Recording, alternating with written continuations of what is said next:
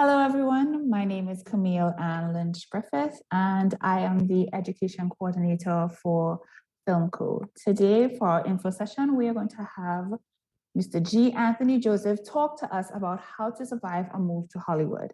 So just to give you a little bit of background on G, as he's affectionately known, he currently appears on several top networks like Fox, CBS, Netflix, Stars, A&E, and PBS. He has co-starred next to such names as Craig T. Anderson, David James Elliott, Catherine Bell, Michael Rooker, Ernest Lee Thomas, and he's currently being seen co-starring with John Lovitz. I'm hoping I'm pronouncing that right because I'm always terrible with pronouncing names.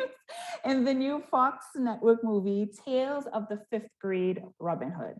So G, you can take it away. Oh my goodness, this is so exciting, except I can't see anyone. I've got to see so I can strangle them in the same room, you know? Anyway, let's have a blast for the next 90 minutes.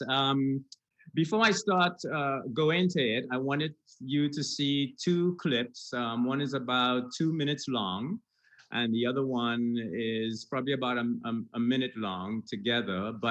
And before we even do that, I really wanted to thank FILMCO, the company, everyone in the company for inviting me to do this. It's absolutely an honor. I was just so humbled to get the request to actually come on live and do this for everyone, right? It's gonna be fun. Let's have a blast. And one of the things I wanna say before you see these clips and I start chatting is I love questions. This is really about you. It's really about the audience. It's not about me. I'm here already, right? And the more feedback I get is the more I can answer things that affect you directly. So this is really more about you and less about me. Okay? All right, whenever you're ready, Soraya, for those clips.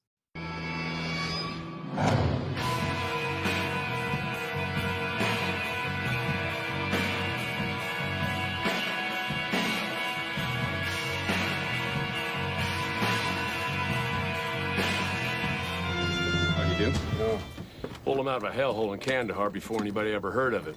Gunshot wound to him's like a croissant. Take a breath. Okay, just give me a minute. Okay. Again, please. Yeah, you still haven't thanked me for that, have you? One more time. Oh, man, that hurts. Okay, look, I just need to check this out. It may hurt a little. It hurts already. Just give me your arm, please. Okay. No, all right, okay, sorry. Look, your breath sounds are fine. I think the bullet hit your rib. It's in your lungs. That's all good, right? Okay, yeah, it's not bad. You're a lucky man. I'm placing you under arrest.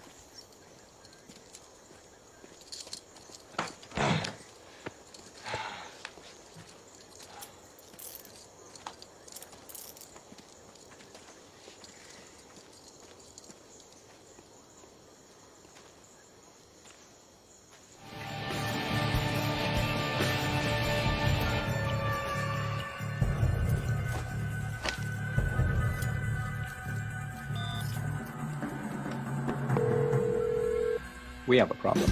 As you know, we're turning the beacons on tonight. I'll need the codes. I sent them over to your office this morning. I need all of the codes. What do you mean by that? Well, you missed the volley, sir. His activation code appears to be missing from my list. That's cheating. Do you think I play this game to lose? How was Lieutenant Duncan able to get away with this? Well, we allowed it, Commander. With this transformation going on in your military, there is so much competition to be first. The Marine Corps, the Army, both are developing new combat systems. And so we worked on weekends and at night, and because we trust the Navy, we allowed Jeremy full access to our source code to debug, to help us succeed. Why didn't you file criminal charges against him? But why? He broke no laws. We failed to lock the chicken house. This is life in high tech, Colonel. We lose, we move on. There's no time for regret. That's ridiculous. Colonel, why look back?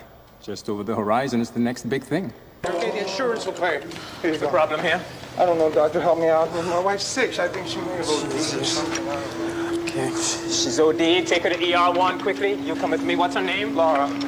Laura? Laura, can you hear me? What drugs did she take? I don't know. But how long has she been like this? I found her like that. How do you expect me to help her if you don't give me the information that I need? Pablito, will you just step outside there a second?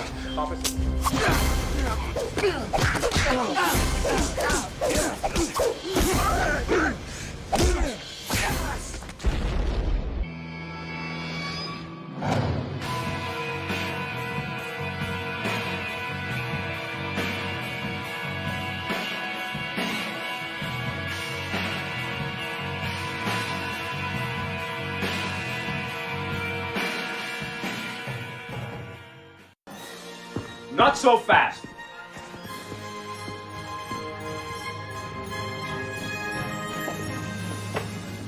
You're all under arrest.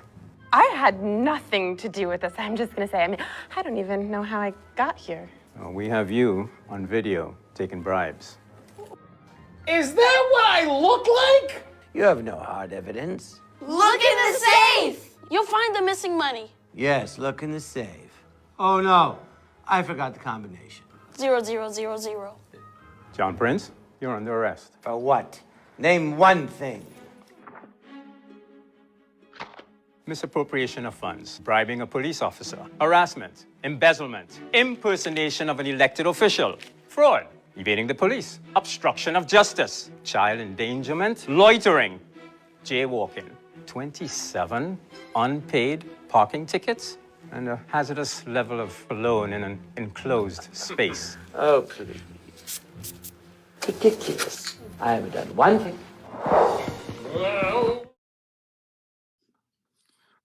This FILMCO company is so well organized. I feel like I'm in a stage show and like all the stage hands are doing their thing and it's like, bam, clip here, action here. Okay, G, 2 seconds here. Wow, I am so impressed. Anyway, I want to tell a little bit about how I got here. And then I'll go into what I think are some of the prerequisites that you need if you want to come to Hollywood, and go into any specifics and anything, any other questions you want to ask me. So back in, my mother took us away when I was about 9 or 10 to Baltimore, Maryland, back in the 1970s. While in Maryland, I studied martial arts. I always wanted to go back home. I missed Trinidad tremendously living in Baltimore. I went back home at around 19 years old. I opened a martial arts school in Diego Martin. And then around, I met Ria, my wife. She was one of my students. We were friends for a very long time. And then around 1985 or 86, I wanted a new challenge. The school was doing well. I was very excited. I didn't want to stop practicing martial arts, but I wanted another challenge. So one day I was watching a Chuck Norris movie in Trinidad, and I said, maybe I can do that. So I turned to my wife and I said, maybe we should go to Hollywood. But before that happened, a wonderful friend by the name of Brian Green, who was one of my students at the time, when I told him that idea, he introduced me to a gentleman called Charles Applewhite. And Charles Applewhite at the time was doing a play called Hathaway. And in meeting Charles, I also met a wonderful teacher. Her name was Sonia Mose. Sonia Mose was my first acting teacher. And I went to learn with Sonia while being in this play directed by Charles Applewhite, and Bernard Michael Hazel was one of the stars, Errol Blood Roberts, Brian Green. I mean, it was my first foray into acting. And after that, I remember sitting on the sidewalk. This was at Bernie McBarrel, I think that's her name, Bernie, I can't remember her last name, McBarrel, I think it was, place in Woodbrook. And I was outside, sitting down on the sidewalk, and I think it was Brian Green, and I said, look, I'm going to Hollywood. And he had already gone back and forth to Australia, and he took off to be a successful opera singer in Australia. So my wife and I, we got married, and we decided to take off to Hollywood back in 1987. And I landed in Hollywood, and this is where it gets quite interesting because some of you may go through this, and that's why I wanted to tell a little bit of this story. I landed, it was a very just intimidating place to be here, not know anyone. struggled for a very long time, wanted to go back home. My wife said, gee, you got to stick this out. You got to stick this out. You know, and every time I talk about this, I get a little emotional, you know, because I was missing home terribly. Working 2 jobs. I had a gas station job from 11 in the night till 6 in the morning. I had a day job from like 8 or 9 till about 3 or 4 in the evening. And then I went to acting class, and then I came back from acting class in Hollywood, back to the job 11 o'clock at night. I did that for 4 to 5 years, right?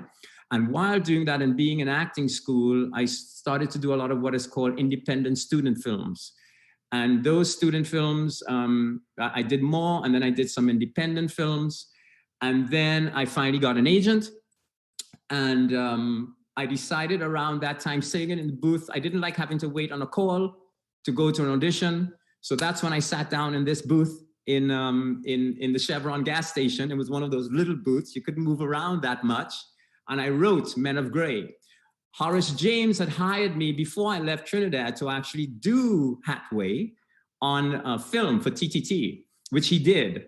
So when I left, I still kept in touch with him.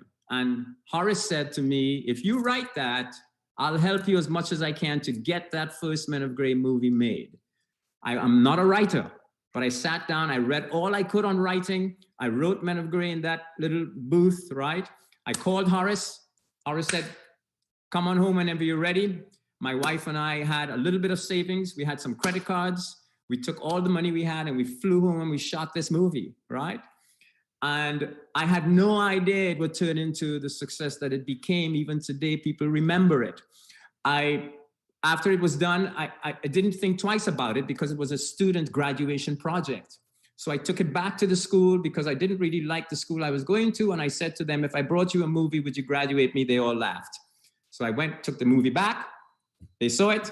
They graduated me. So now it's like, all right, back to my acting. So I jumped back into my acting again. Things are starting to go well. I'm starting to get big auditions. Got called in for a series from Universal that was shooting in Canada, and got some callbacks, didn't land the role. And then that bug hit me again. I don't like not being in control. So I kept getting all of these faxes from Trinidad while all of this is happening. Gee, this Men of Grey movie, and I'm getting these faxes about all these reviews that are coming through. So I decided, well, maybe I'll get in touch with some people and think maybe we can make a part 2 to this. So my lovely director friend who actually hired me for a student film, Rick Moxley, I said, Rick, how about if we do a number 2? And Trinidad at the time was saying, yes, come home. Some of the advertising agencies were saying, come home, we'll get involved, right? So I did not think I was going to have a problem getting this movie made. So when we left, we put our stuff, my wife and I, put our stuff in storage, and think about it, we're now getting going in LA, right? We put our stuff in storage and we're paying for the storage monthly. We said, well, we'll be gone for like 3 months, right? And now I have a child. 3 months max, 4 months maybe in Trinidad. That ended up being 7 years. 7 years. One thing after the next. Oh, no, Mr. Joseph, you did well with the first Men of Grey, but come back, call us again, come back again, right? Zero funding, zero, back and forth, constantly. And all the stuff is in storage, and we're still paying monthly. Year 1, we're saying, okay, by year 2, it's gonna happen. Year 3, year 4, didn't happen, right? So I went back to teaching at the school that I had opened in Trinidad. And I said to one of those people, I was sitting down on the steps at my father's place, right? Moved back in with my father. And he said to me, he saw me sitting there. I had my head like this. He came and he sat on the step. I remember this so clearly behind me. And he said to me, I said to him, Dad, I got to go back. I said, I gotta go back. I can't do this anymore. And he said, stay right there. He went upstairs. He had retired. He came back with a shoebox. He had taken most of his retirement money and had it in a shoebox upstairs in his cupboard, and brought the shoebox down to me on the step with all of this money in it, opened it up. You're seeing all these blue notes. Like, Dad, why don't you have this in a bank somewhere, right? He said, and he shoved it all to me. He said, here's your money, go make your movie. And I said to him, if you believe in me that much, I cannot take this money from you. I'm going to stay another couple months and keep trying. So I went back to the school that evening to teach the school. And I was telling my students, I'm thinking about leaving. And one of my students walked up to me and said, I have someone who I think will do this, G. And that guy kept me coming back on his porch from that moment every year, twice a week on his porch to explain the film business to him in Woodbrook. I know the exact building. I know exactly where it is. And I went and I was explaining the film. We became very good friends, right? Twice a week, he would have me come in for a year. And one day I'm walking out the gate and he says, here's the check for your movie. He said, I don't know anything about movies. I don't know what's going to happen. But the fact that you sat here for a year and you spoke to me means you're going to finish that movie. Good luck.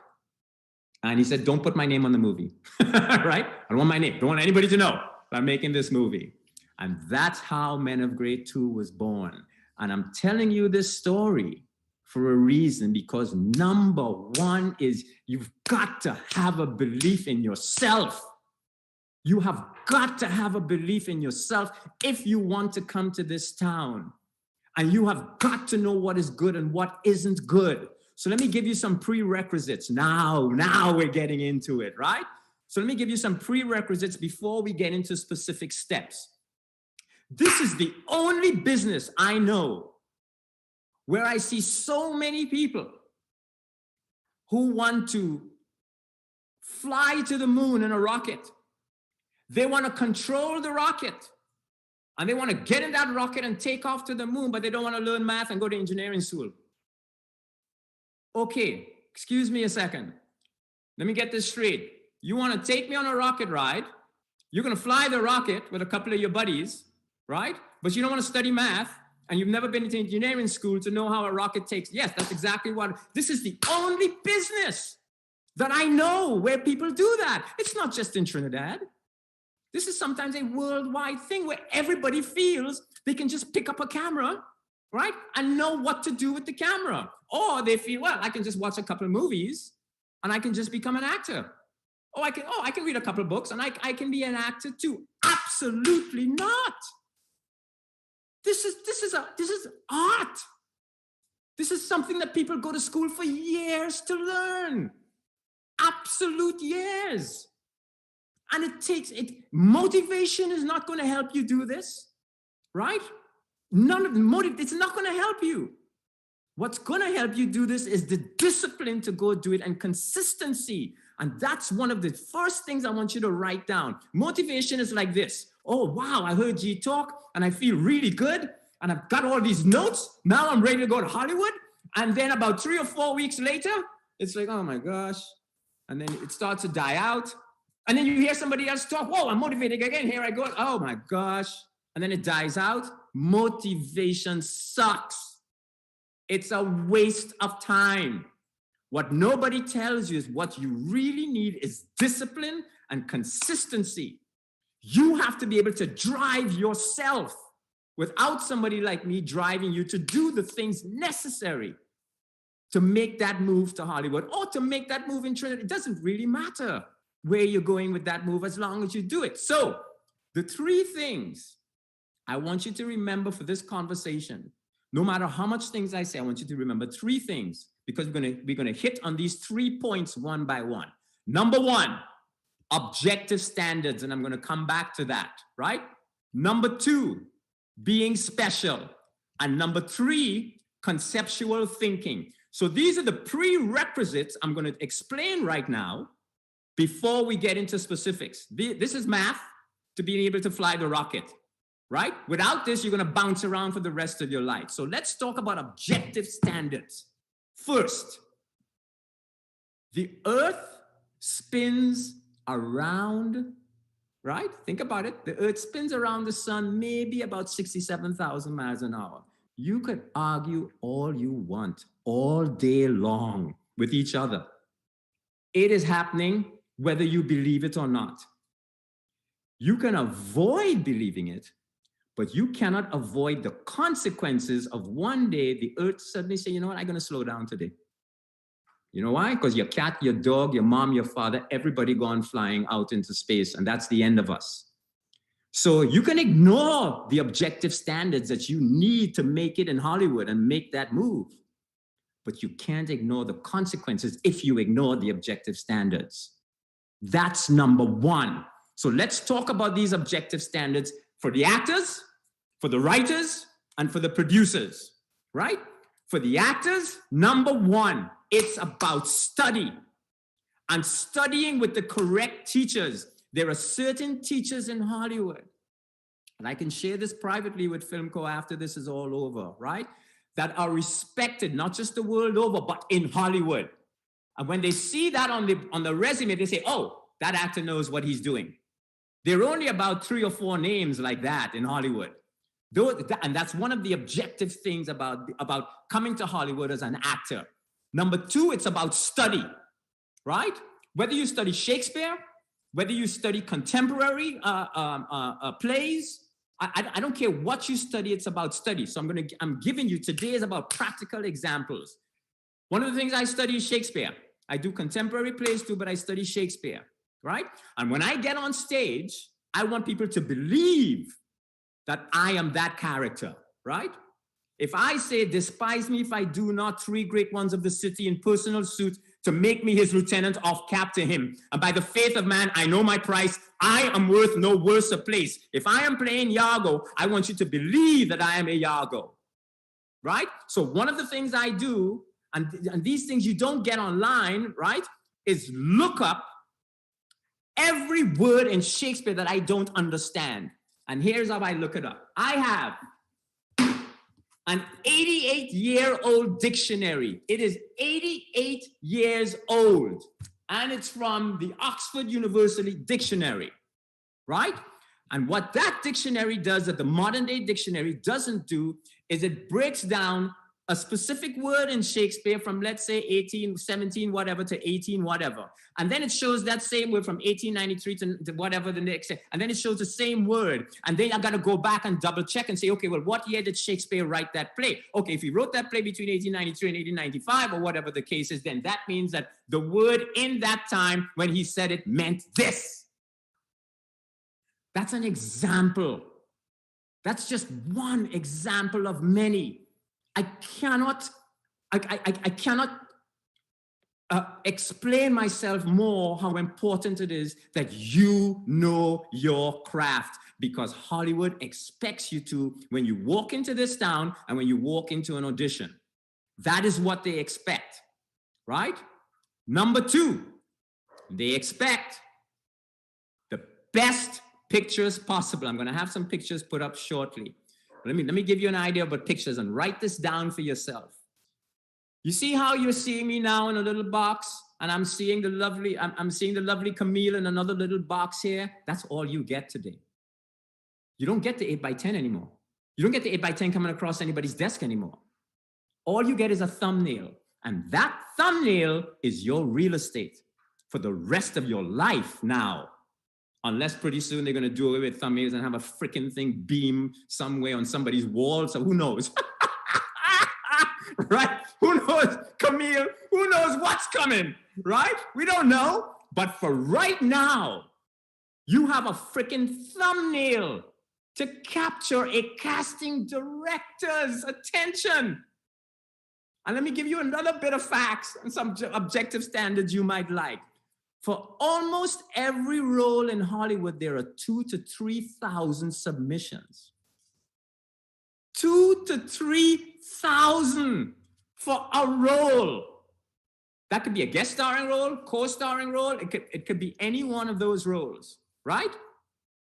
A casting director sorts through that within 24 to 48 hours and narrows it down to 10 to 15 people.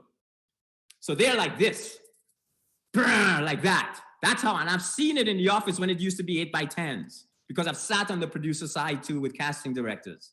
It's like, right? Trash, trash, trash, trash. Sorry to say it that way, right? Boom. Oh, that caught my attention. Put it here. 10 to 15 people. And then they narrowed that down to maybe 5 people to call in for the audition. So when I land a role in Hollywood, you better believe I am grateful. I am extremely grateful to this day. Like that role I just landed with John Lovitz in that movie, I still pinch myself. Because it's so, because you kind of know, I know these details from behind the scenes. I know what's happening for the actor, right? Okay, so enough about acting for right now, but we're going to come back to specifics because I'm going to give you some things to do as actors. Get here. Let's get to the producers. Producers. Oh my goodness, you're making a piece of art.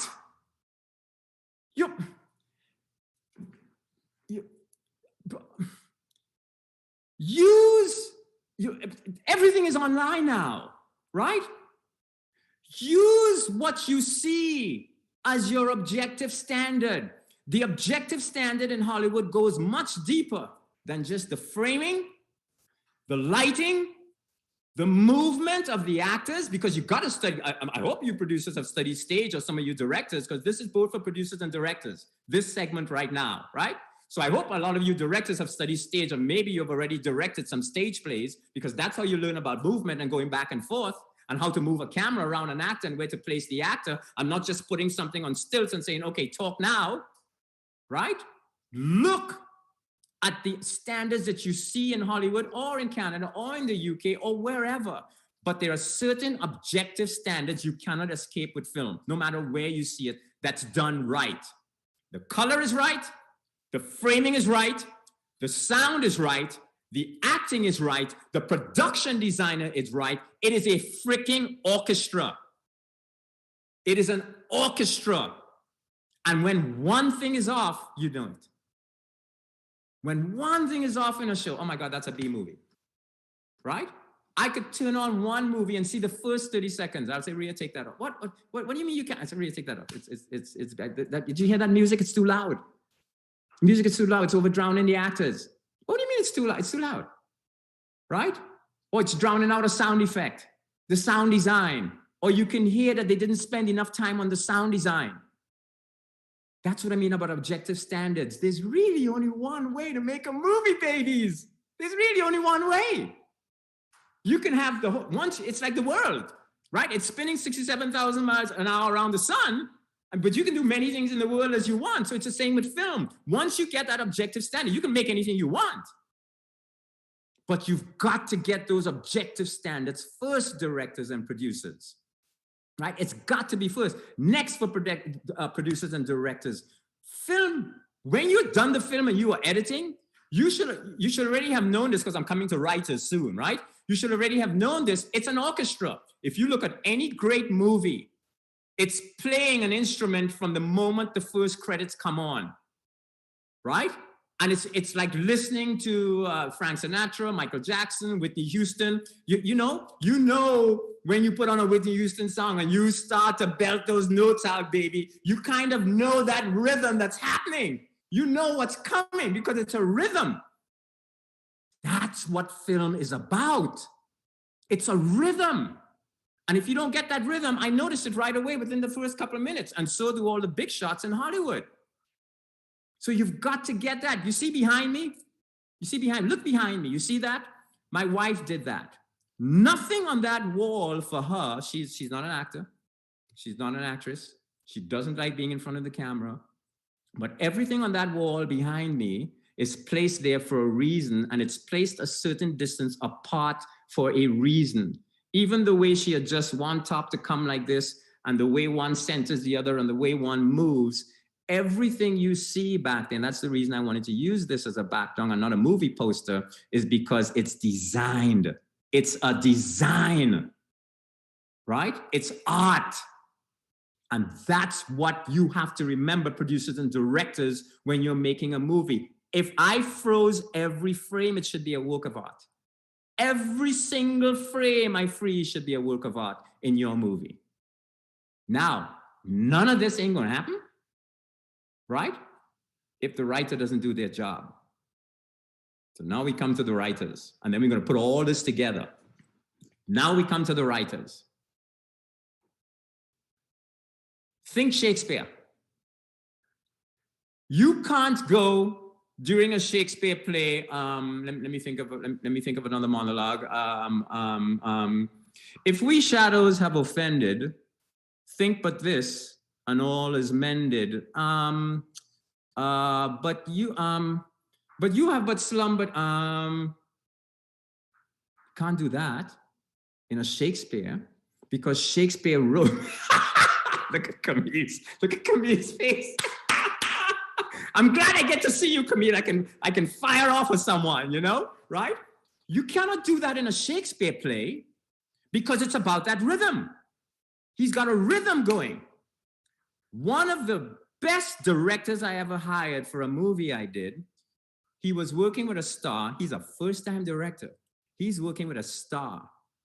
And that star decides in his dialogue that he's going to say, and the director walked over to him and said, you can't do that. And he said, well, what do you mean I can't improv? He said, this is not that kind of script. I wrote those words and I put those commas there for a specific reason, because I have a certain rhythm that I already thought of from page 1 to page 90. Think about that. Think about that, people. Just that alone is a study, right? And I heard him say that. I was like, wow. So there's a certain rhythm. It's not just about throwing words on a paper, because it's somebody's life you're trying to bring to life. It's not a script to us. This is somebody's life that you try, right? And this is how that person talks. Yeah? So now, that same director and writer, we have a screening, and all of these big agencies, so here again, it's about make it in Hollywood, come after him. They come after him, right? At that particular time, more as a writer, even though they love the directing, they were able to get that writing. So I said to him once, I said, can you tell me what else excited them about your writing? He said, gee, you gotta realize all the little things that are in there that you may think the audience doesn't get, but they do, and executives get it also. I said, like what? He said, did you notice that when this particular character's name was called, I called her this by anybody else, but whenever this mentor called her, he called her by this other name. He said that by itself shows the audience subliminally and executives who want good writers that this relationship between the two of them was different to the relationship she had to the rest of the world. That's just one example. People, that's one example. So with writing and the writers, you have to have that rhythm.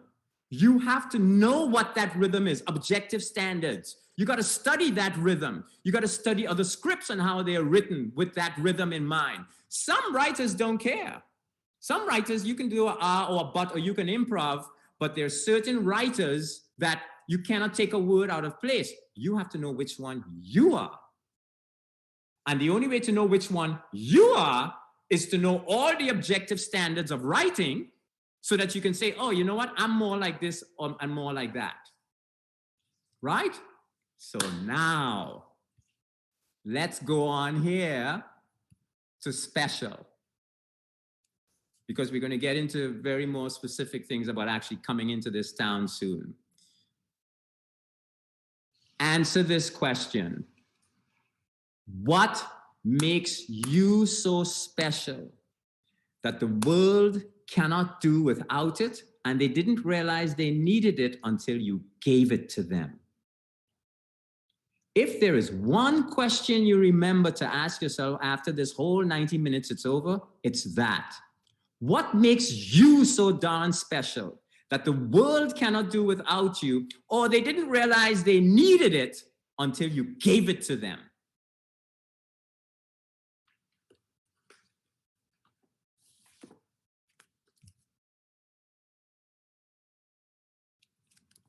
Sinatra. Bruce Lee. Think about Bruce Lee's story. 1960s, Chinese, coming to America, Hollywood, Hollywood, and the world knows his name now.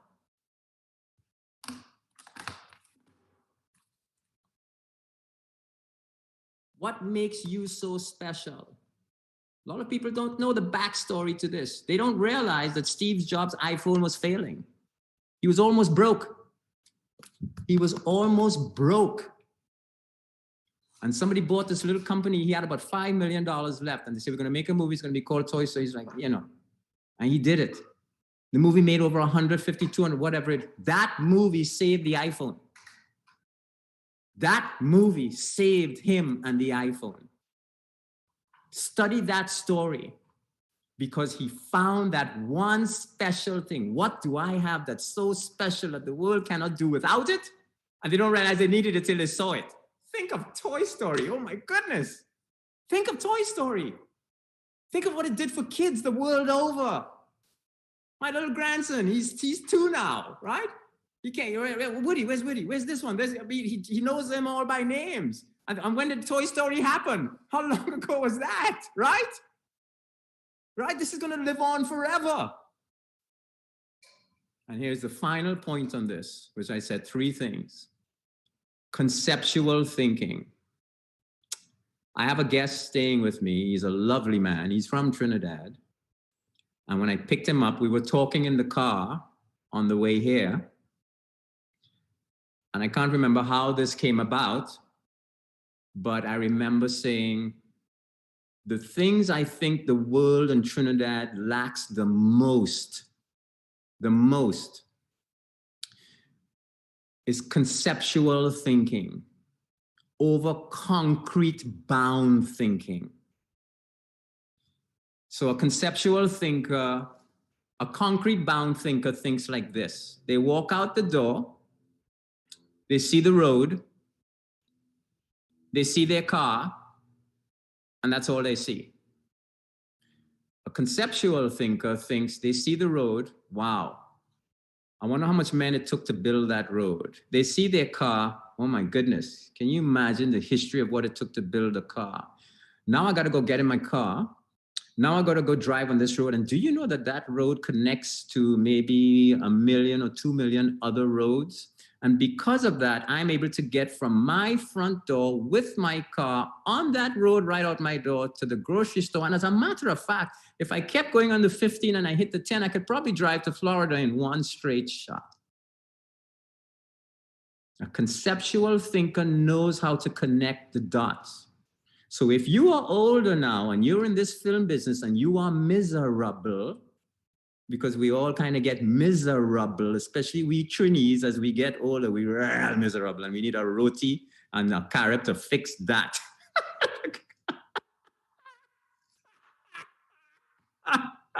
Right? We need a roti and a carrot to fix that. You have to remember that you are to blame because you didn't think conceptually enough in all the things I'm telling you today to connect the dots to see that when you ignore something, you're probably not going to get to the goals that you want because you didn't connect the dots or you didn't believe objective standards existed for any endeavor you're going after. Baby, you better believe it. You better believe it, right? Please, for your own sake, because I've been through it. I'm just trying to save you the time that I took, right? Realizing all of this as I was going. And that's what I want for everyone here. What do I have to gain? I got nothing to gain. I've got nothing to gain here. I'm just loving this.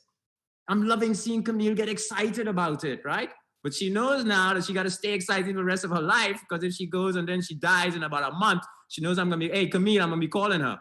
Hey, what's going on? Right? So I need to give you a couple more examples of conceptual thinking so you understand. A conceptual thinker, a person who does not think conceptually, who is concrete bound, will look at a movie and say, I could do that. And they go out and they buy a camera and, get some actors in front of there. right? Okay, they don't know how to connect the dots. They don't know about rhythm. So which means if they don't know about rhythm, that means they can't recognize when a writer is bad or not, or good or bad. I'm sorry to say bad, you know you're not supposed to say those things in this world today, but look, that's just me, right? They don't understand when they see bad writing, right? So what means they're gonna put anything in front of the frame.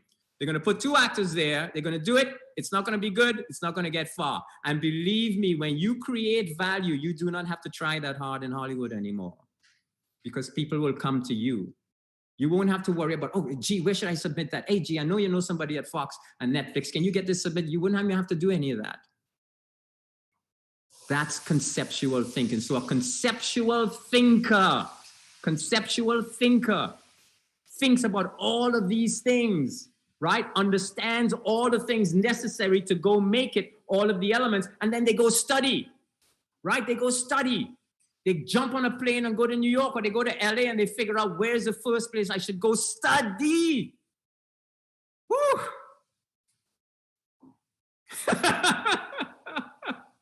Camille, how we doing here, baby? How we doing? Right? I just don't know how to get that point across. So if you understand all of these couple elements, we haven't even gone into specifics yet. You realize that, right? We're really just on the prerequisites. So if you think now, okay, you know what? I'm gonna listen to G. I'm gonna listen now. Look, I look at my work. Every time I do a movie, I look at my work and I go, oh my God, that sucks. Oh, like that. That's how I am. Like that. I am like that, serious.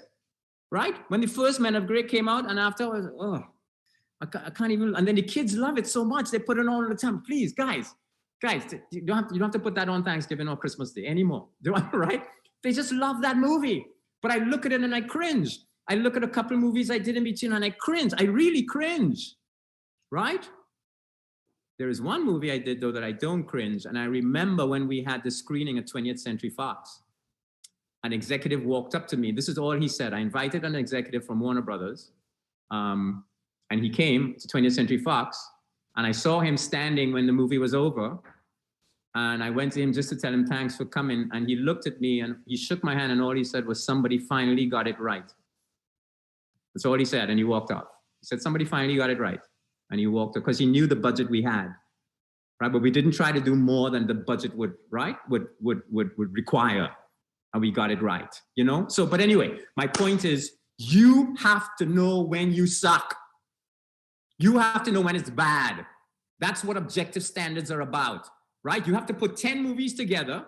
You know, if I was teaching a class and we were all in the same room, I would put 10 movies on the screen and I would say, okay, out of these 10 movies, only one movie is done properly. Tell me which one it is, and then tell me why the other 10 are not good. What's wrong with the other 10? Was it the music? Was it the sound design? Did it not match? I mean, tell me something. And that's how we learn. But you're not going to learn that without some kind of training by the places that matter, like I said in the beginning. Right? Okay, so now for the actors. So we're back to the actors now, specifics. There are two main casting sites. Long ago, you weren't allowed to go on as an actor by yourself. You had to have an agent or manager. But one of these are the main one that Hollywood uses every day. And the readout is like this. The roles come like this, like that, all day long, from like 8 or 9 in the morning till 6 in the evening, right? I don't know what the deal is with sign up if somebody's overseas or they're not in America, but at least you have some information so that when you come here, you know what to do. So the name of that, one of those sites is Actors Access and LA Casting. Actors Access is a subsidiary of the Breakdown Services. And Breakdown Services is considered the king of casting, casting readout in LA and in New York. It's called Breakdown Services. Actors Access is what Breakdown Services created, where the actor can now get in there even if you can't submit yet, at least you can get in there, sign up, and see the kind of roles that happen all day long and the companies it happens for. HBO, Netflix, I mean, you see everything that's happening in Hollywood, right? And the other one is LA casting. So before we go back to that though, Soraya, can you just let the slide go on the couple headshots if you can?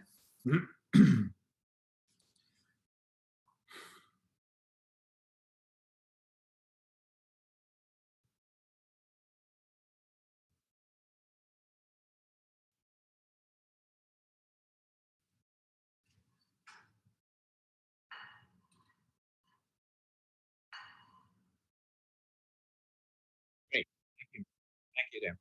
So you see how I'm trying to tie everything in now? So on Actors Access, you see how small, well, I can see it very small here. If everybody at home or wherever you are seeing that the way, that size that it is, that I'm seeing it, that's the actual size that casting directors are going to see it at. So you want to go to the best photographer that understands. This is a new world. It's a new world. They understand how to get you to jump out of the frame in a thumbnail. Not every photographer understands that. People are still used to the, what do you call it, the 8x10, you know, the way shot, or whatever the case is. But you've got to understand, there are only a few photographers that actually understand that. And those pictures have got me a lot of auditions and a lot of roles, those particular pictures, right? And I'll tell you something that this photographer told me, which comes to my next point with actors. She said, when you walk into a room with me, my job is I do not want to photograph the actor, because that's not what casting directors want to see, people. They don't want to see the actor. They want to see the human being. They want to see who that special you is. So she said, I try to get them to relax. I talk to them, boom, and then I start snap. And she does it. That's how she did it. You didn't realize she was taking pictures, right? Because I'm not here to capture the actor. I'm here to capture the person. And that's what casting directors want to see when they look at that picture. Who is that person? So coming back to that person now, who is that person? Who are you? Who are you that's so special, right? What books do you read? Because that shows through your eyes. The books you read, how you treat people. The other day I'm in Hollywood. We're walking around. I'm showing my lovely friend the scenes. We're crossing. I knew exactly where we were because I remember moments like this. We're crossing Highland Avenue and Hollywood Boulevard. So right across the street is the Kodak Theater where they have the Oscars. And it has a timer. There's a timer. So it's like, it counts down 5, 6, 4, 3, boom. You better be across the street or else you're going to get run over, right? So everybody rushes across. And as we're walking across, see, I'm very aware of the human condition because this is what makes me sensitive as an actor. This is what makes you a human being, right?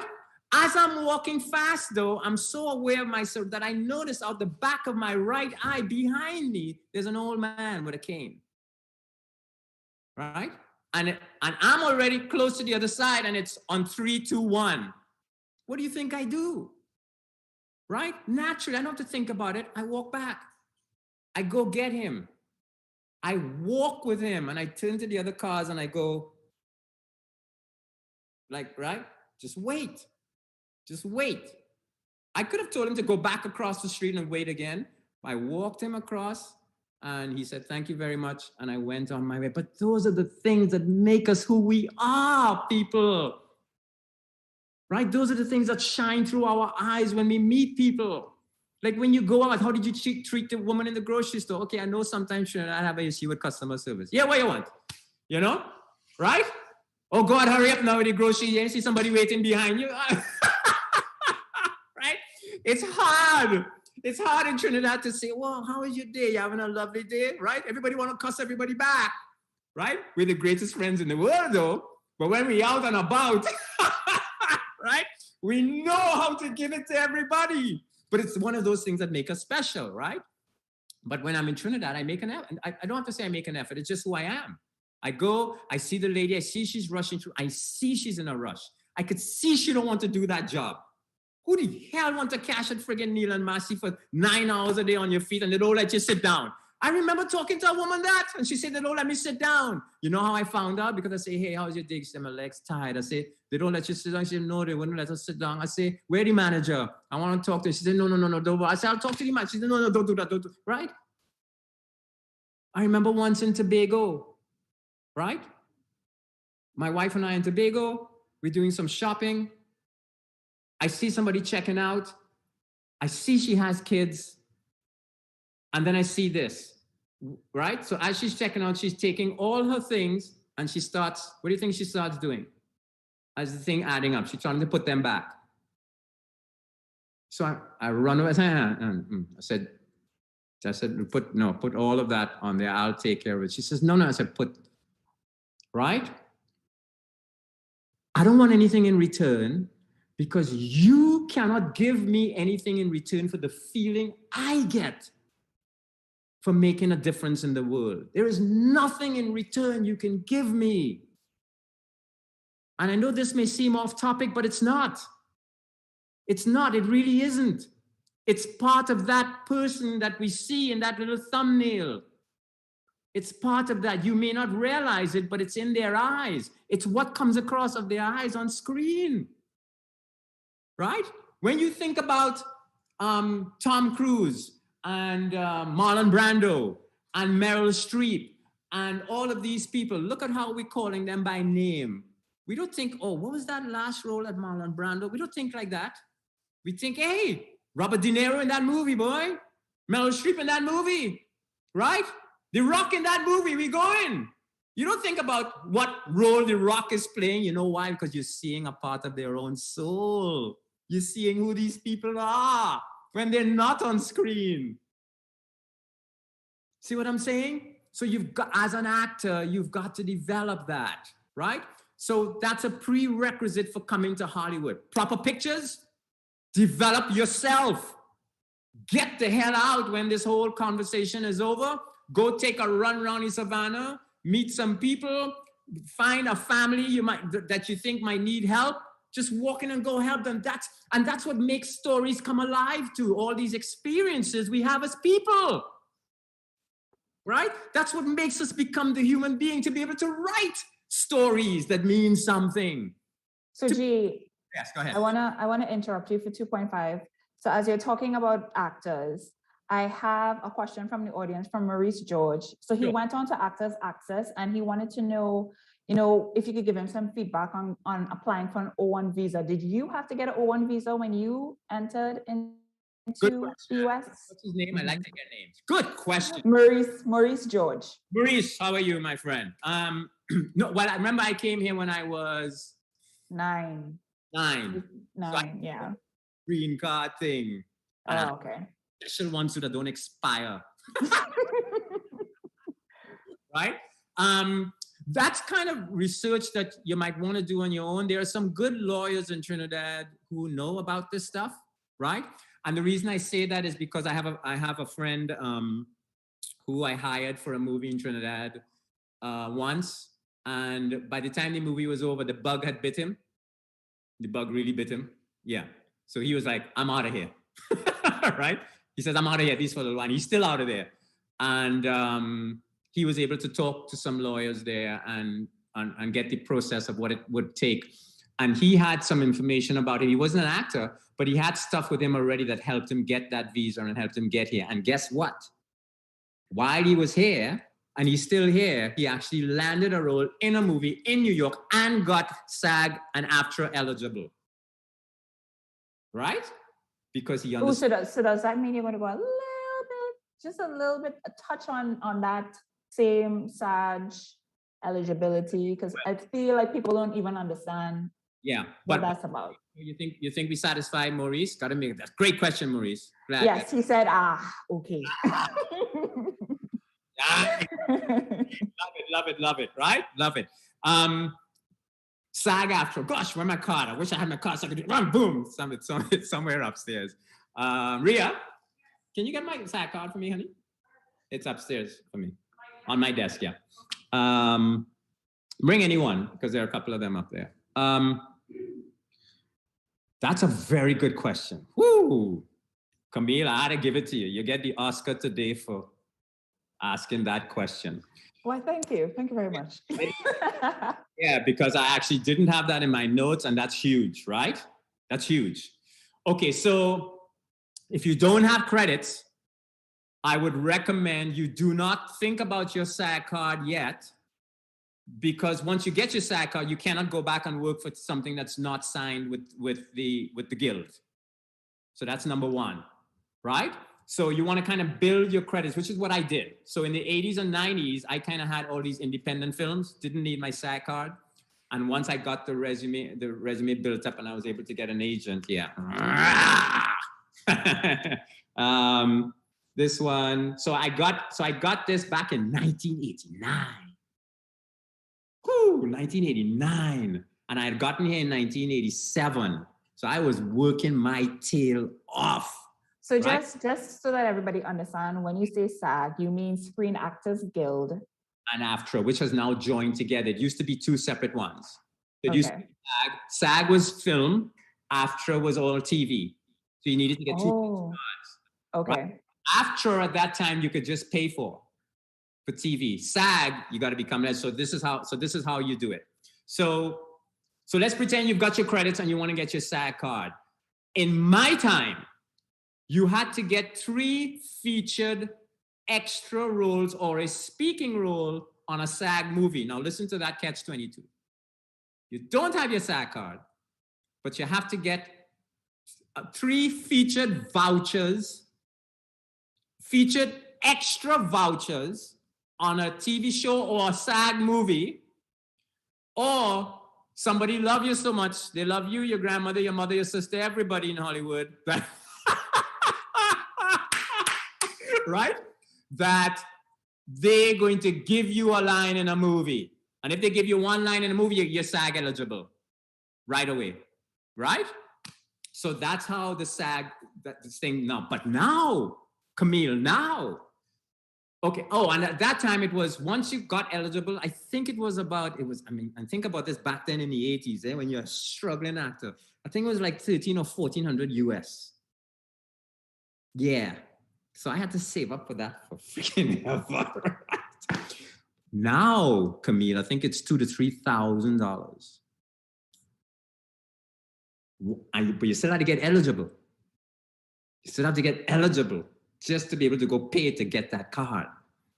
But once you're making that professional transition, it means you're making some kind of money. It wouldn't seem like a lot. But Camille, here's what, and this is research people who are listening to me can go do on their own now, because I don't really need it. And not really something I thought of, but it's such a great question. Now they actually, SAG is actually giving out SAG to TikTok people and people who are doing series on YouTube. Yes. So the drawback to that, Camille, is that you have more garbage. So they have to kind of, right? But at least it's more so that if I was living in Trinidad, let's say now, that's what I'd be doing. I'd be researching, oh, what? TikTok? YouTube? I have to do 3 or 4 series and it has to come up to this standard. I could do that, right? Because Camille, the world is not that, it's not that small anymore. Right? Sorry, it's not that large anymore. It's kind of like right in our living rooms, right? So that if I was there now, that's what I'd be doing. I'd be saying, okay, wait, well, let me try. But it goes back, Camille, to what I said in the beginning. You got to have those objective standards. You got to know when something, you know what, don't show it, right? I had a friend once, he did a movie, top director showed up. I was there, big screening. The director, and I liked the movie. The movie was good. The big director pulled him aside at the end of the movie and he said to him, don't show anybody that movie ever in life. But that's the kind of people you want. You want that. You want that kind of feedback. And it was said out of love, wasn't it, right? This is already a big director. You're already making, you have his mansion and everything, right? Okay, don't show anybody that movie. That's all he said to him, like that. You know?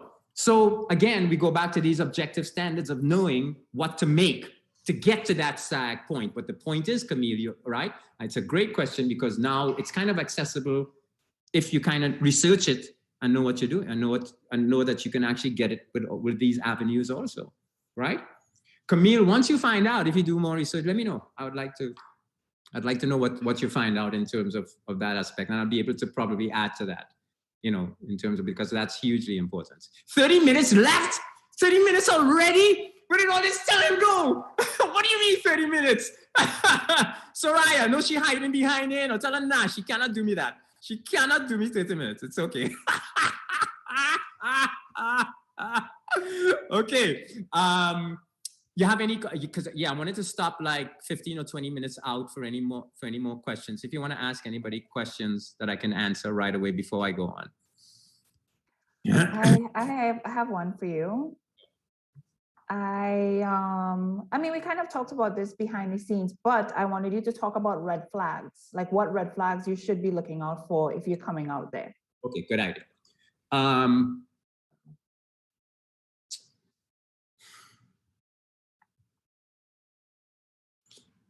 I want to keep pounding this home because I want people to just remember one or two things I said, not 10 things. So I want to keep pounding this in before I answer what you're saying.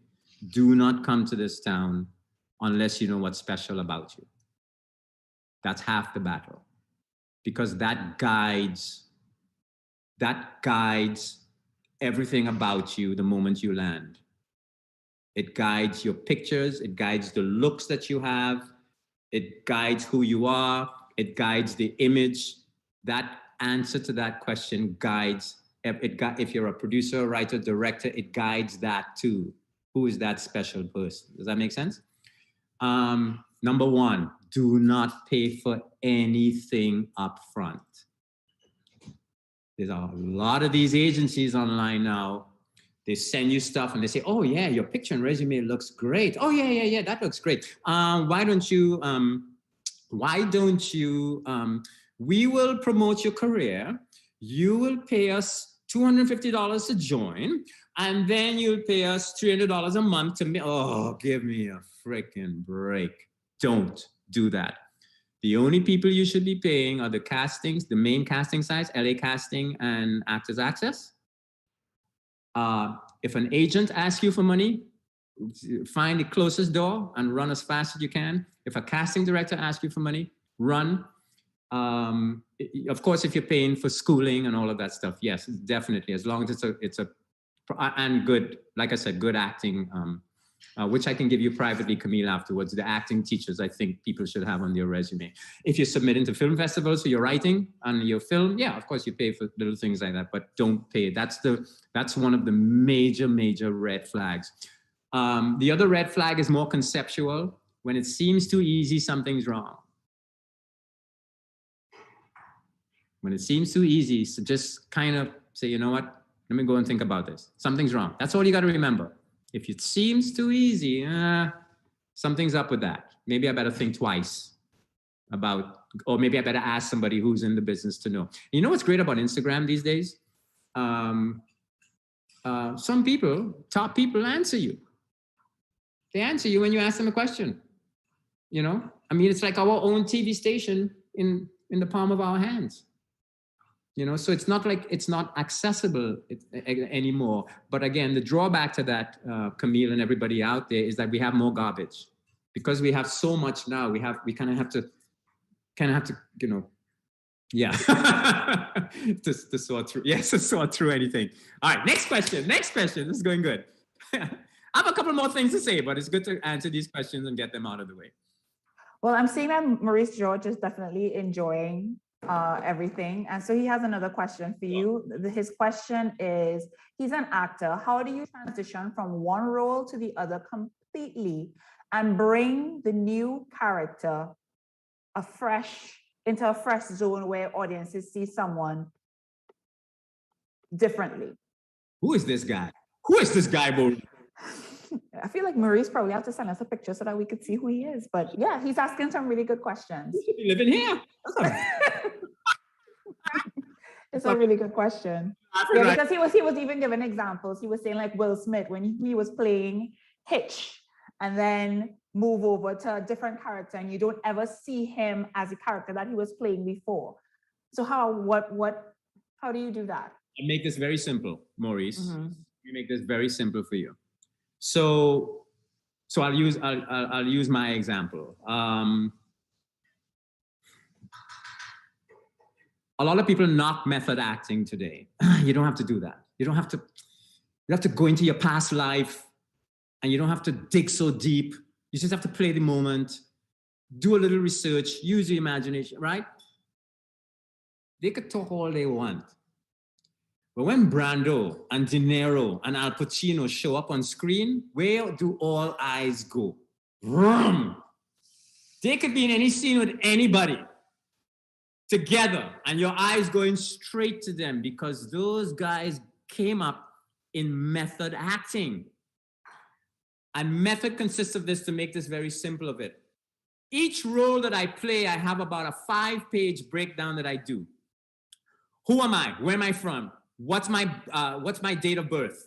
What Scorpio? What sign am I in terms of the planets? By the way, one of the best books actors can read is not an acting book. It's called Sun Signs by Linda Goodman. Remember that, because it breaks down all of the different, those, your Aquarius or whatever, and boy, does that thing go into detail on what these people are like, right? What kind of shoes does he wear? Are his clothes tidied in his cupboard or not? How does he keep his desk? If he's a politician, if he's going to play a politician or he's going to play a bum, like the other day, I was speaking at a seminar with people doing monologues, and they were good, but I said, how many people, like for instance, if you're playing a bum going down Frederick Street and covering yourself with a friggin' top and wearing the bummiest clothes, and you're bummy looking that people are actually handing you money when you're sitting there quietly. That's what an actor does. When I had to play this priest, after going through the physical transformations of what I'm doing, I'm playing a vigilante priest. What do you think I'm doing at night? I'm walking the streets, right? Yeah. There's a church that I go to, but it's not a specifically Catholic church. I went and sat in a Catholic church more than once. I went and sat in their confessional booth to see what that feeling is like. So when I come on screen and I say, I am on a mission from God, you believe I'm a freaking priest, right? So Maurice, every time you research those characters and you write that down, you read it over and over, and you do the research. If you're playing a trash collector, go freaking hang out with the people downtown Port of Spain, right?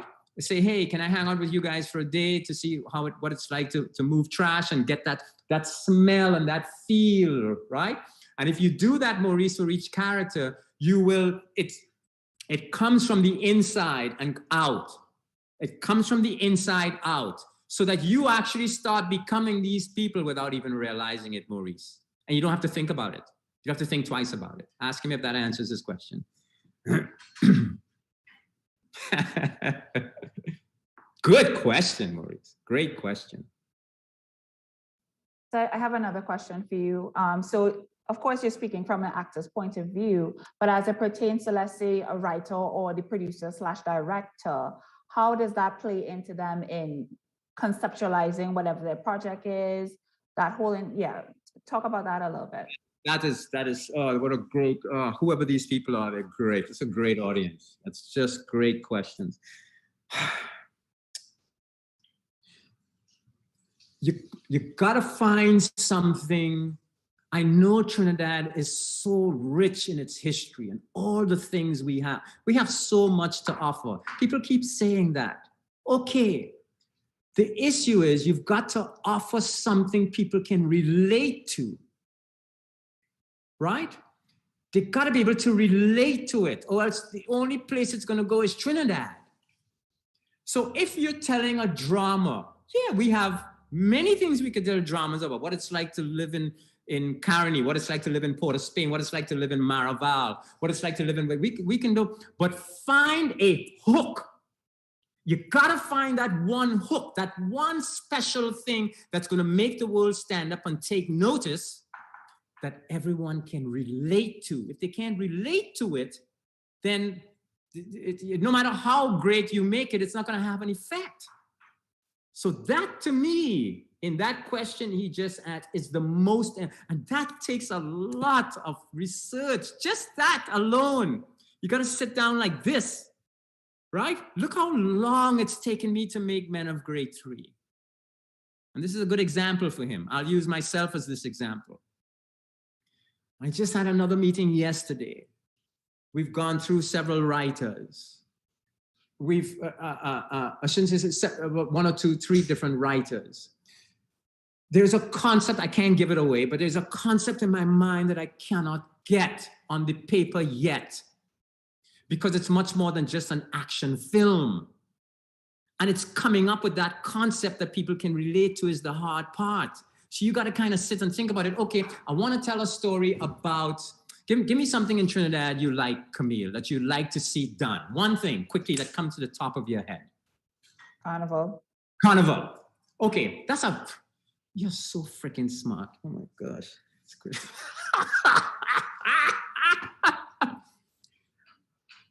And you always blow me away. You always kind of shock me first, and then I have to go, okay, wait, wow, okay, wow, right, yes. So the person who is not conceptually thinking, what do you think they're gonna do? Let me throw some bacchanal, let me go by the beach, let me throw some Sparrow and some of the great artists of today in. Let's just put a mishmash together, and we're gonna enjoy this movie about Carnival. Who cares? We have to find the how can I, and that's a good thing, Camille. That's a good thing that people on the world can get, Carnival, right? Right? They understand all the sexy women down there. They understand all the bands. They understand all the movement. But they don't know the origins. And the origin story of Carnival is amazing. So now you have to kind of go, how can I make this stand? And what is that concept that I gotta build from to then make Carnival be as a result of that and not the story? Is that, I wonder if that answers his question or her question, whoever asked the question. Yes, it does answer the question. I have another question for you. I mean, so that kind of ties in where you're talking about the conceptual thinking. So it's not like just looking at it's like bringing the macro into micro. So I get what you're saying. I have a good example for you. This is a perfect example right here. Two examples, and then ask me that question. Ria, darling, what's the name of that Barbra Streisand song? Please tell me, you remember it. It was Evergreen. It was on that album. I know, okay. So, David Foster, one of the best music producers ever. Yeah. Right? By the way, Camille, remind me to give everybody homework on one thing they should read and one thing they should look at. Okay? Remind me before. Okay. I will. David Foster, Barbra Streisand says to David Foster, listen to the words she used. She doesn't say, David, I want a song with these words in it. David, she says to David, I want a song that sounds otherworldly, like it's not from this planet. David was like, what? What is? And then he realized what she was saying. David, I want something that sounds otherworldly, like it's not from this planet. And then they played the song when I was watching this particular scene. And it was like, oh my goodness, that's what you hear. That's the subliminal thing. You're feeling that this song is coming, and I'm going to remember it and text it to you, right? And then you realize, wow, she got what she wanted. And then she built the words on that sound. Here is another great example before the next question. Last example. Christopher Nolan is making Interstellar. So the rule of thumb is you take the script, you hand it to the composer, and okay, this is a space movie. I know what I'm going to do. I'm going to write about a space movie. Christopher Nolan said to Hans Zimmer, he went into him and he said, okay, I'm making another movie, blah, blah, and Hans said, okay, where's the script? He said, you're not getting the script. Hans said, what do you mean? He said, no, you're not getting the script this time. He said, so what am I supposed to do? He said, all I want you to do is write a theme about love and time.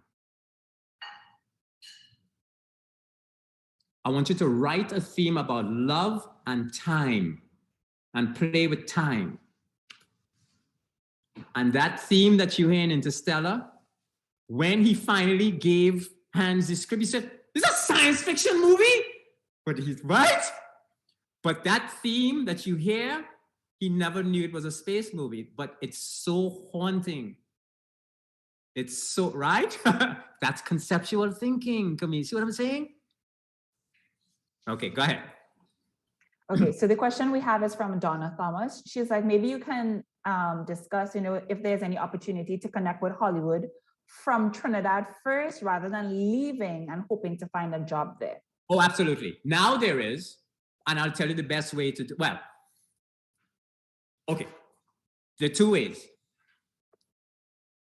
Instagram is your TV station. Mm-hmm. Everybody complaining, I'm not watching TV, all that crap on TV, huh? Well, okay. Well, if you're so good, right?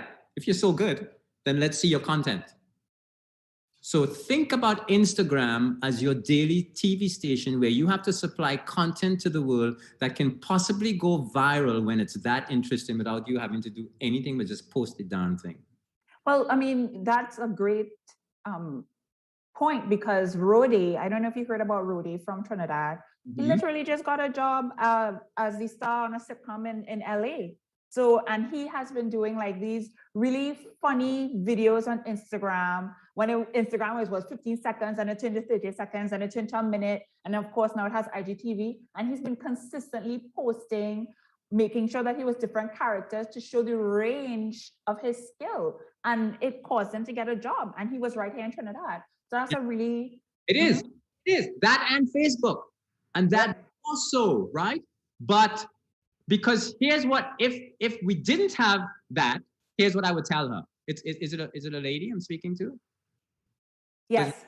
Yes. Here's what I would tell her. The old-fashioned way was, yeah, I can send you to a site right now where you can actually get a lot of the casting directors that cast a lot of the movies. All of the information is there. It's a Casting Society of America. And you can actually, this is your homework, and you can actually go and say, look at all the casting directors, and then you can see the movies that they were made and say, okay, well, let's see what movies they have coming up. And you can send information to, but what do you think they want to see? Right? They want to see that special person, and what have you done?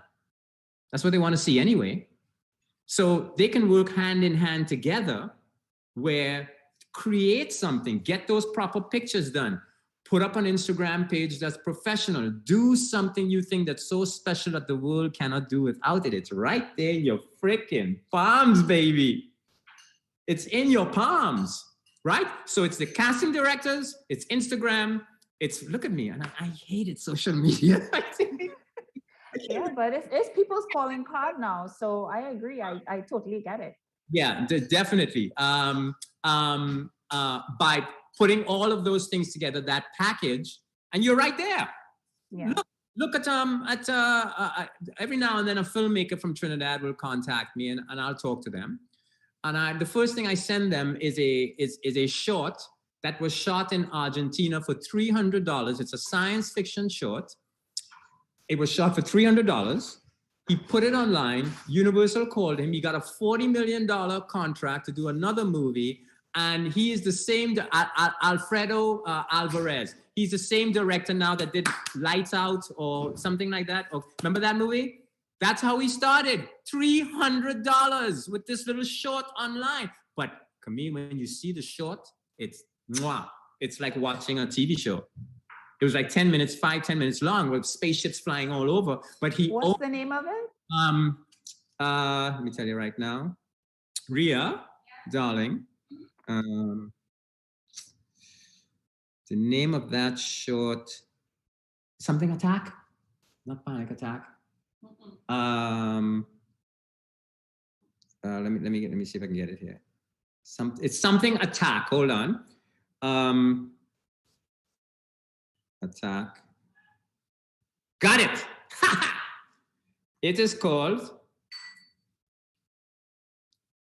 Can you see that? And look at it. Look at it, Camille. Look at that thing for $300. Look at it.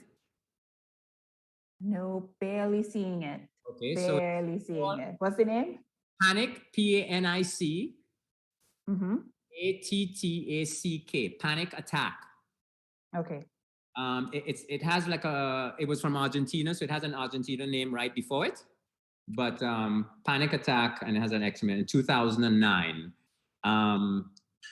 Federal. I want to bring you back to, I know you were going to do something with fitness. Sure. Yes. And maybe we can end with that if somebody else has anything else. Show that video first. Okay, that means Soraya has to pop it in. Yeah. I can talk over it. Okay. All right. Whenever you're ready.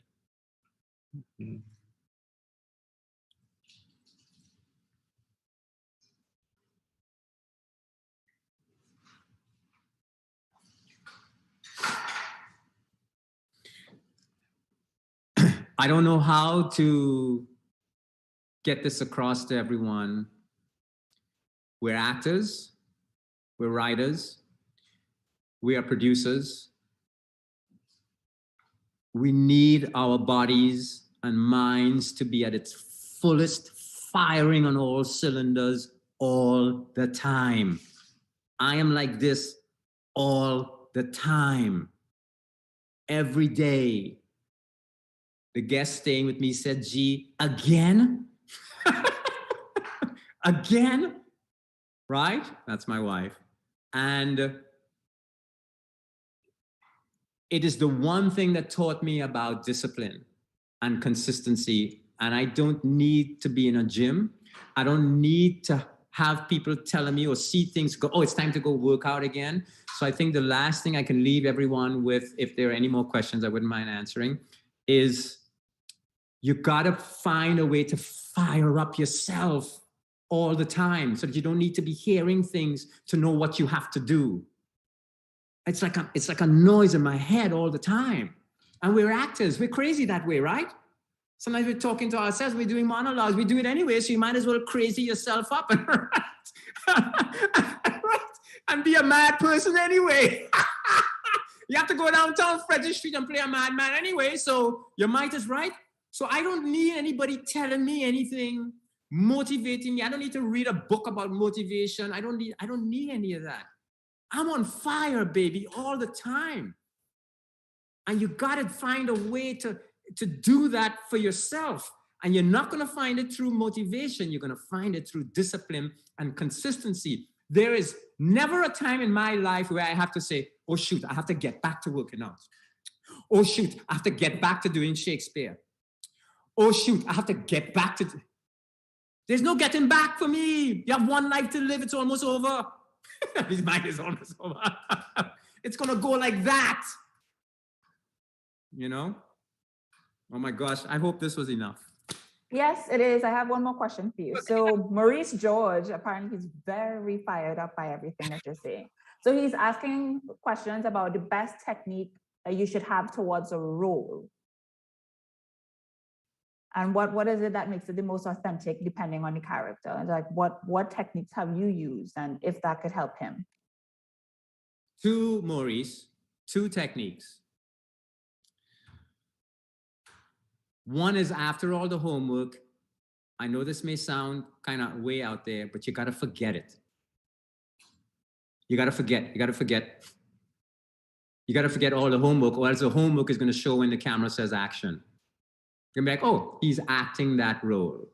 Which brings me to my second point. My second point is, but that is tied to what I just said. Maurice, if you remember this, just remember this one point. You do not want to walk on a set and be playing an actor. You're an actor playing that role.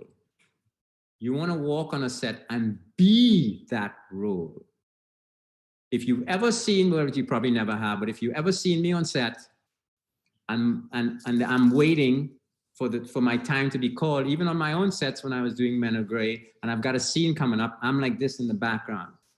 I'm either pacing, I'm just so that when that camera says action, it looks like I'm coming from somewhere and I'm going somewhere, right?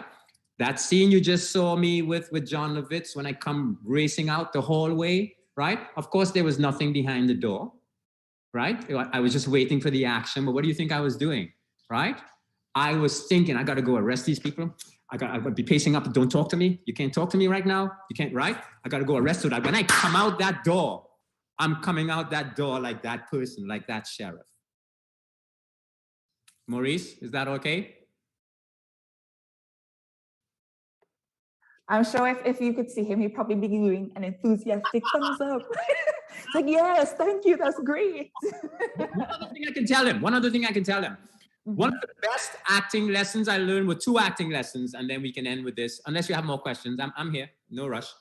Here are the 2 best things I learned in Hollywood, and I didn't need to see another acting class after this. One was, when I first came to Hollywood and I went to Van Mar Academy, my teacher, Ivan Makota, was the bomb. And this guy was like, get out of here, do this thing right, come back. So I'm in a method class and you got to prepare your scenes every week, right? And I had 2 or 3 weeks to prepare the scene. And I thought I prepared the scene. I off book. It's like a play. I am the man. I coming in here and I doing scene for Ivan, boy. And I know he's be shouting and screaming. He ain't shouting and screaming at me. Because I coming in and doing my, Maurice, I come through that door for the scene, and I put my foot in. He say, what the hell wrong with that foot? You're playing a bum? What happened to your damn toenail? You don't look like you were outside playing a bum. Go out, get your freaking toenail in character, and when you're ready, come back to do this scene. You think I needed another acting class after that?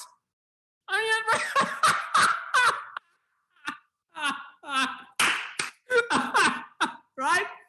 And the second thing I'll tell you, Maurice, we will end with was my last voucher. Remember I spoke about 3 vouchers? Was I got a featured role on the Jamie Foxx show. So I'm a featured extra. And when all the other extras went out to lunch, I stayed in the upper, it was a sitcom, so it was always rehearsed in a studio. So I stayed on the seats in the back where nobody could see me. And he was rehearsing, and I was alone. All the other extras were outside eating. So I was alone watching him in the corner. Let me tell you something, Maurice. Jamie Foxx had to do 1 scene, and he had to rehearse it. He came out and did that scene 7 or 8 times, 7 or 8 different ways, because he wasn't feeling the same emotion each time. So whatever he was feeling, he was playing that emotion. The lines were coming out different. It had nothing to do with the lines. It had to do with playing that moment. I could have got up there and walked out and said, I don't, what acting class do I need after that, after seeing that? And I never forgot that. And I never forgot Bernard Michael Hazel when I did Hathaway with him on stage, right? And this man would be sometimes on stage, and I know he's sometimes forgetting lines, but it's coming out so natural. And all the reviews are about him on stage playing this crazy, right? I'm playing the priest, I know all my lines, and he coming out there and forgetting his lines, but he's natural. And he getting all the good reviews. So that was a lesson for me. I love you guys. I love you guys. I hope that helped. And if anything else, it's okay. Well, I mean, yes, you've given us definitely a lot to think about. I made notes. 1, objective standards. 2, being special, and 3, conceptual thinking. Those are the 3 things across all the different talents or what's the word I'm looking for? You understand what I'm saying? Whether you're an actor, film director, producer, writer, basically you have to keep those 3 things in mind, definitely, especially when you want to survive the move to Hollywood, and make sure that your social media presence is up to par and is a good calling card of your work. I totally agree. Yeah. G, we want to thank you so much. This was an amazing info session. We want to thank the audience for those great questions. I have to shout out Maurice George. We really had a lot of good questions. Yeah, so definitely we will keep in touch. All right, my dear. And really, once again, thank you so much for taking time out of your day. And even we have to say hi to your wife, Rhea. Yes. You know, she went and got the Sarge card for us so that we can be able to see it. Oh, and I have one gripe with you. So, you know, you were just talking about how your background, yes, everything is like, you know, you thought about it and you're like, yeah, not like if you have a poster behind. And of course, I'm like, but I have a poster in my background. Man. that poster lined up properly with the back door. But I was just like, I remember telling Soraya, like, what is he shading our background? But in any case, but thank you so much, G. All right, we love. really, really appreciate you, and we will keep in touch. And thank you to everyone that viewed this really important and informative info session. We hope that you took a lot away from it, and please do your research. I think that's one of the things that Trinidadians don't do. We do not do our research. Research, read, research, read. Absolutely. Thank you so much. All right, love. Bye, everyone. Bye.